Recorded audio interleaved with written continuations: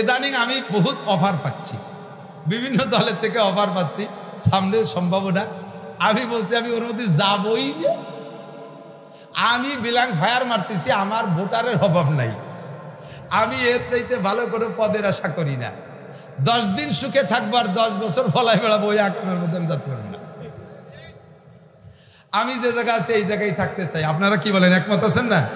আর ওই যে এমপি মন্ত্রী ওই জায়গায় গেলাম, পরে আপনারা আমার ভাগে পাবেন না, ওই দিয়ে আমার দরকার, আমি এই মার্চে শেখাবো ইনশাআল্লাহ। তো দোস্ত, আল্লাহ কা ইন্না আক্রামাকুম ইনদাল্লাহি আতকাকুম, তোমাদের মধ্যে সবচেয়ে সম্মানী ওই ব্যক্তি যার ভিতরে আল্লাহর ভয় বেশি। যে মুত্তাকিন পরহেজগার বেশি, সে সবচেয়ে সম্মানী। নারীদের মধ্যে খোঁজেন, মহল্লার মহিলাদের মধ্যে খোঁজেন, যেই মহিলাটা দিনদার পরহেজগার পর্দানশীল, দেখবেন অন্য অন্য মহিলারও বাচ্চাটা নিয়ে কয়, আপা আমার বাচ্চাটা কাঁদতেছে, একটু ফু দিয়ে দেন। স্কুলের ভিতরে যে মেয়েটা পর্দানশীল, অন্য মেয়েরা তাকে আলাদা রকম সম্মান করে কি করে না?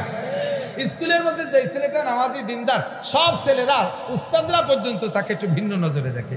অফিসের মধ্যে যে অফিসার মুত্তাকিন পরহেজগার, অন্য অফিসাররা বিড়ি সিগারেট খাইতে গেল দেখেন সম্মান কাকে বলে। আরে কিছুক্ষণের সম্মানের কোনো ভ্যালু আছে নাকি? 5 বছর সম্মান পাইছো, দেশের অনেক কিছু ভিআইপি প্রোটেকশন নিয়ে চলাফেরা করছো, লাস্টে যে কোন জায়গায় সেটি হিসাব আছে? ওই সম্মানের কোনো দাম নাই। আর যেই সম্মান আব্দুল গফফার সাহেব পেয়েছে, এটা কিয়ামত পর্যন্ত চলবে।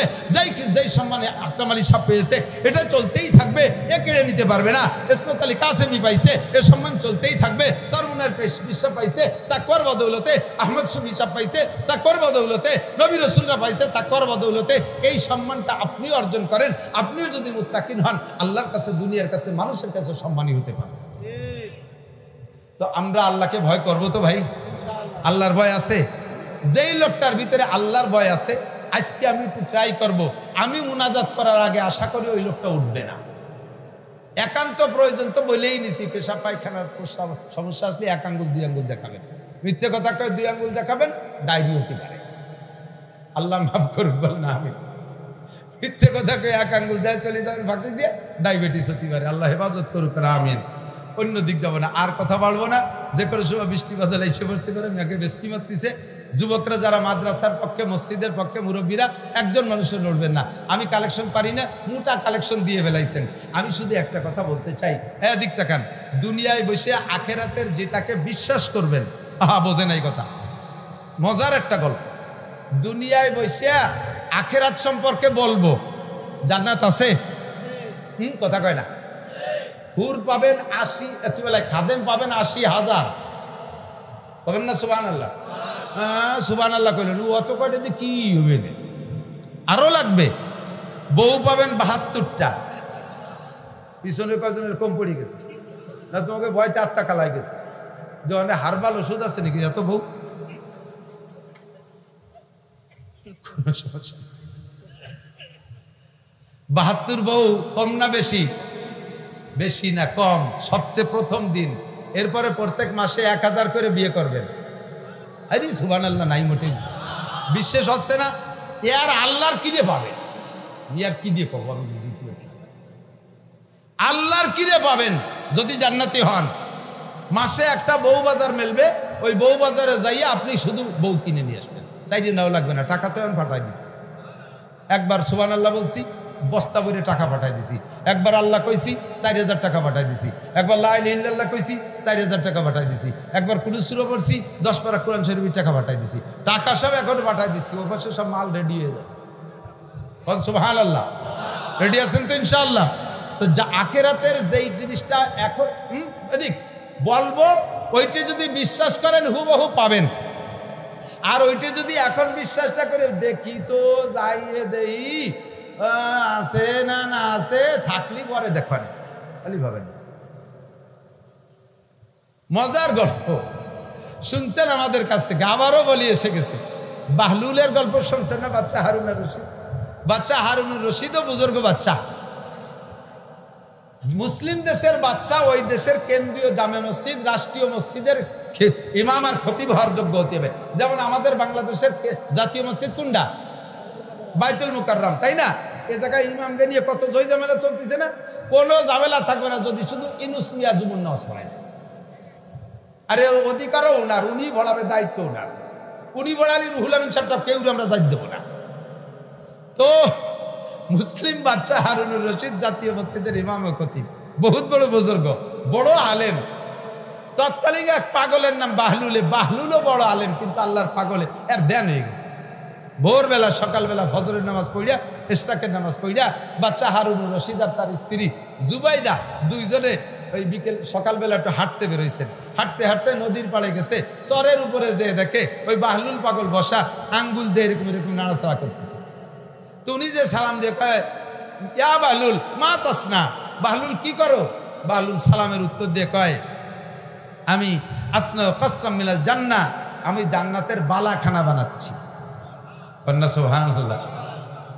বালির মধ্যে আঙ্গুল ঘুরাই ঘুরাইয়ে বালাখানা বানাচ্ছে, পাগলের যা কাজ। বালাখানা বানাই কি এর কয় বেশি, জান্নাতের বালাখানা তুই এইরকম বানাও আর এই এবার বেসো। আছে বালাখানা আপাতত? আছে, বেসবো। কত নিবা? কয় যে এক বালাখানা 1 পয়সা। বাচ্চা হারুনুর রশিদ মনে করছে ও পাগল মানুষ, ওর হয়তো একটা পয়সার দরকার নাকি, তাই তুই এমনি নিলি নে, 1 পয়সায় বালাখানা বিক্রি। তুই বালাখানা চেনো? জান্নাতের বালাখানা লাবিনা তুমিন ফিদ্দা লাবিনা তুমিন জাহাব, একটা ইট স্বর্ণের একটা ইট রূপোয় দিয়ে বানানো, মেশকোয়ার জাফরানের গাঁথনি। তুই সেই বালাখানা 1 পয়সায় বেচিস? আপনার বিশ্বাস নাহলে বাদ দেন, আপনার বিশ্বাস নাহলে বাদ দেন, আমার কিনা লাগবে না। বাচ্চা হারুনুর রশিদ মানে বিশ্বাস হোক আর না হোক, ওটাকে তাচ্ছিল্য ভরে স্ত্রী বলছে চলো। তো স্ত্রী জুবাইদা বলতেছে, মনে মনে ভাবছেন আল্লাহর পাগল কি কইল, তার 1 পয়সার দরকার হতেও পারে। উনার ভ্যানিটি ব্যাগের থেকে 1 পয়সা দিয়েছে, কয়তো আমার একটা দাও জান্নাত। 1 পয়সা দিয়ে উনি জান্নাতেরটা কিনছে, চলে গেছে, ঘুরে ঘিরিয়ে চলে গেছে। পরের রাত্রে ঘুমাইছে, স্বপ্নে দেখে বাচ্চা হারুনুর রশিদ দুনিয়া কিয়ামতে ধ্বংস হয়ে গেছে, হাসরের মাঠ কায়েম হয়েছে, হিসাব নিকাশ কমপ্লিট, উনি হিসাবে কামিয়াব হয়ে গেছে, উনি ওনার স্ত্রী জান্নাতি হয়ে গেছে। সুবহানাল্লাহ। জান্নাতেও গিয়েছেন, যার যার অবস্থানে সেই সেই আছে।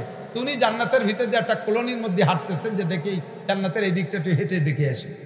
হাঁটতে হাঁটতে কদ্দূর যে দেখে দূর থেকে একটা বালাখানার থেকে লাইট আসতেছে, বিরাট একটা বিল্ডিং। উনি ওইটার আলোর চমকে তার কাছে গেছে, দেখি কি এত সুন্দর, সবই তো ভালো, তার মধ্যে ওইটা একটু ব্যতিক্রম কেন? কাছে যে দেখে সেই বিল্ডিং, গেটে লোক দাঁড়ানো, সালাম দিয়ে কয় মানান্তুম, তোমরা কারা? নাহনু হেরাস, আমরা পাহারাদারের গেটের দারোয়ান। তে বালাখানা এটা এত সুন্দর, হ্যাঁ এটা বালাখানা, জান্নাতের বালাখানা। এটা কার? কয়েছে গেটে লেখা আছে, দেখেন গেটে লেখা দেখে লি জুবাইদাতা, এটা জুবাইদার বালাখানা।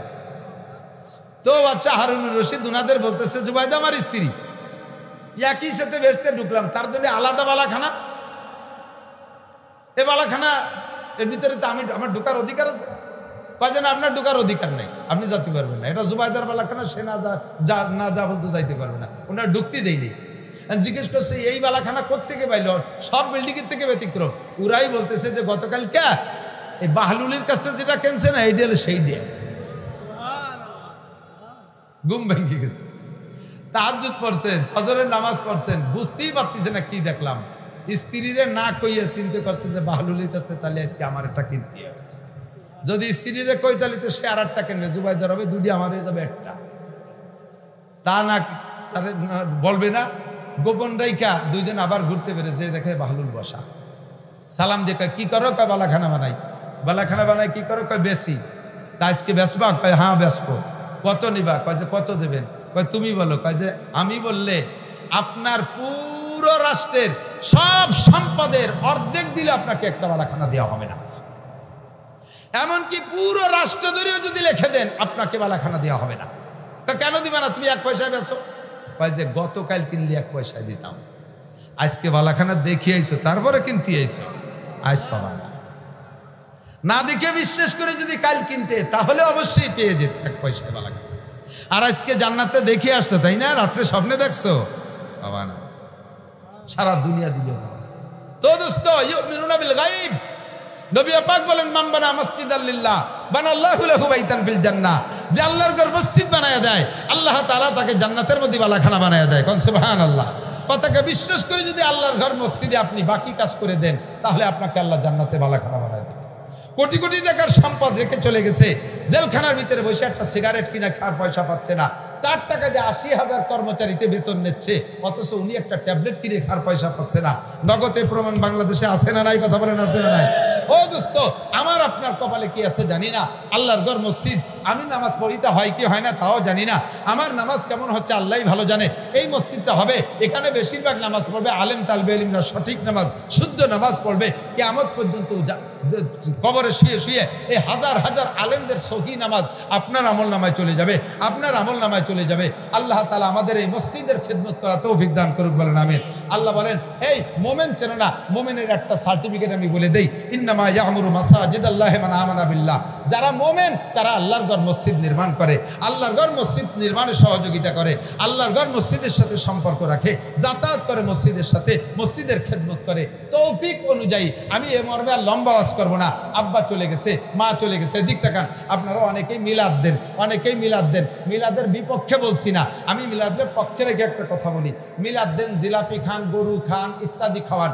যতক্ষণ খাওয়ান অতক্ষণ নেকি, সর্বোচ্চ পেটে যতক্ষণ থাকে অতক্ষণ নেকি। আর মিলাদ আর গরু খান নেকি বছরের পর বছর পেটে থাকে না, চলতে থাকে না। কতক্ষণ? এক গাছের থেকে এক কান কলা কেটে খেয়ে ফেললে 6 মাস পরে ওই গাছে আর এক কান হয়? তাহলে কথা কয় না, বোঝে নাই। কলা গাছের কলা এক কান কাটলে কি আর 6 মাস পর হয়? 1 বছর পর হয়? জীবনে আর হয়? আম গাছ একবার লাগাইলে কি একবার হয় না 50 বছর হয়? নারকেল গাছ 50 বছর নারকেল হয়, কাঁঠাল গাছ 50 বছর নারকেল কাঁঠাল ধরতে থাকে। কাজেই আমরা সব কয় ভাই হুজুর, আগেই বলছি আমার ছেলে মেয়েও হুজুর, আমরা ভাই বিরাদরও সব হুজুর। আমাদের মিলাদ দিতে হুজুর দেখা লাগে না। আর আমি তো প্রত্যেক দিন মিলাদের বিশাল বিশাল বাহিনী নিয়ে দৌড়াদৌড়ি করতেই তালে থাকি। আমার 2টা মাদ্রাসায় প্রায় 1000 ছাত্র, আমার মিলাদের অভাব নাই। তারপরও আমি সিদ্ধান্ত নিয়েছি আমার আব্বা আমার রুহের মাগফিরাত এবং আমার পরকালের স্থায়ী সদকা হিসেবে আমার কিছু করতে হবে। আমার বাড়ির মসজিদে আমার যেটা সম্ভব, 2টা মসজিদ আছে, একটা মাদ্রাসার মসজিদ, মহল্লার মসজিদ, তার ভিতরে যা পারছি দিছি। চলমান আমার মাদ্রাসার মসজিদে কাজ চলতেছে, সেখানেও নিয়ত আছে। কালেকশনের পরে যত লক্ষ টাকা বাকি থাকে ইনশাআল্লাহ আমিই করবো, ইনশাআল্লাহ। তা আপনার এই বাড়ির মসজিদ, মাদ্রাসার এই মসজিদ হবে কিয়ামতের ময়দানে। মসজিদটা আপনার জন্য ইমানদারি সাক্ষী দেবে, আপনার জান্নাতের ভিতরে বালাখানা বানাবে। মোহাব্বতের সাথে আগে যেটা দিয়েছেন, মাদ্রাসায় দিয়েছেন আল্লাহর ঘর মসজিদ নির্মাণ। ওরে দোস্ত, মাদ্রাসা রসুলের ঘর আর মসজিদ আল্লাহর ঘর। আল্লাহ কয় বান্দা আমার ঘর আমি করব না, আমার ঘর তুমি করে দিবা, তোমার ঘর আমি করে দেব। আমার ঘর তুমি করে দিবা, তোমার ঘর আমি করে দেব। আব্বা চলে গেছে কবরে, মা চলে গেছে কবরে, অথবা বুড়ো আব্বা মা সামনের পর আছে, এনি টাইম চলে যেতে পারে। যুবক কর্মঠ ছেলেরা আসো, যুবকরা আল্লাহর ঘর মসজিদের খেদমতের জন্য মোহাব্বতের সাথে কোনো এক বান্দা কি বলবেন, আগে যা দেশেন সেটা মাদ্রাসায়, আল্লাহর ঘর মসজিদের বাকি কাজটা হবে। একজন মানুষ নিজ যোগ্যতায় বলবেন আমি এত 1000 টাকা দেবো, রডে ছাদে রড লাগবে, আমি 1 টান আধা টান রড দেবো, 200 কেজি 500 কেজি রড দেবো। প্রাণ খুলে দোয়া করবো, আমিও মুসাফির, আল্লাহ তাআলা আপনাকে জান্নাতের মধ্যে বালাখানা দিক, ইব্রাহিম আলাইহিস সালামের সাথে জান্নাতি করে দিক। এইটা আপনার পরকালের সদকা জারিয়া হিসেবে আল্লাহ কবুল করে নিক। সবাই বলেন আমিন, একটু জোরে বলেন আমিন। থাকলে কোনো আল্লাহর বান্দা বিত্তবান পয়সাওয়ালা থাকলে হতে পারে, এর ভিতরে এমনও মানুষ আছেন যাকে আল্লাহ তাআলা তৌফিক দিয়েছে একাই মসজিদের বাকি কাজটা করে দিতে পারেন, এরকম মানুষও থাকতে পারেন। একটু মহাব্বতের সাথে একজন মানুষ বলবেন আমি এই কয় টাকা দেবো।